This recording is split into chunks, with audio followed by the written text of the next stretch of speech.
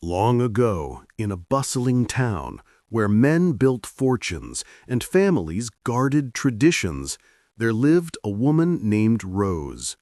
She loved her only son, Chike, more than her own life. When her husband died, she warned her son, "My son, do not marry a stranger. Marry a woman from our people, one who will honor your father's name." Rose had seen a girl in her late husband's company, a girl called Janet. At first, Janet was humble. Rose thought she would be the perfect wife for Chike.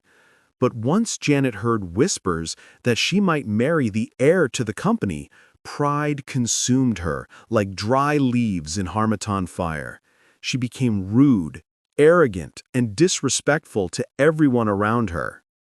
Chike, who had been studying abroad, returned quietly after his father's burial. He came not as the rich heir, but disguised himself as a gateman in his own company. None but his mother knew his true identity. He wanted to test Janet's true character. One morning, Chike accidentally spilled tea on Janet as she passed through the gate. Instead of kindness, instead of patience, Janet's hand rose like thunder. Slap! Her voice was sharper than the edge of a blade. "You foolish gateman! Do you know who I am? I will have you thrown out like trash." Chike said nothing. He only bowed his head and whispered, "Forgive me." In that moment, he knew the truth. Janet was not the woman his mother thought she was. But as days passed, Chike's eyes fell upon another woman in the company, Sandra. She was beautiful, yes, but what struck him more was her gentle spirit. She greeted everyone, even the lowly gatemen, with respect. Chike's heart stirred.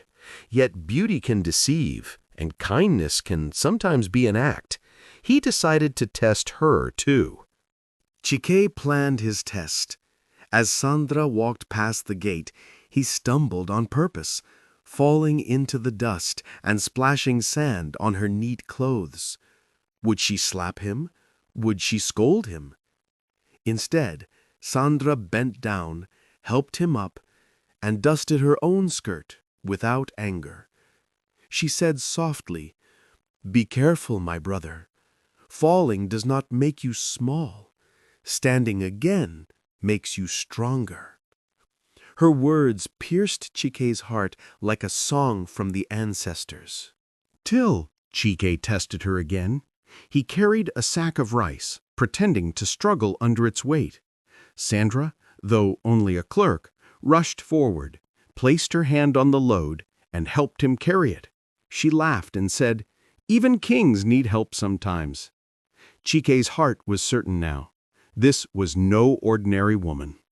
At last the day came. Rose called a gathering in the company hall. Before the eyes of all, Chike removed his dusty gateman uniform. Gasps filled the room as he stood tall, dressed in royal garments. "I am Chike, son of Chief Obieze, heir to this company. I became a gateman not to deceive, but to see who truly has a good heart." He turned to Janet. "You slapped me when I was weak.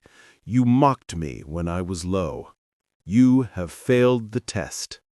And then he turned to Sandra. "You lifted me when I stumbled. You respected me when I was nothing. Sandra, will you walk this journey of life with me?" Sandra bowed her head, tears of joy on her cheeks. "Yes, my lord. Not because you are rich, but because you have shown me your heart." The people clapped. Rose raised her hands and blessed them. Thus, Chike found not just beauty, but humility. And so the folk tale ends with a proverb: "He who tests with patience will find the treasure hidden in the heart."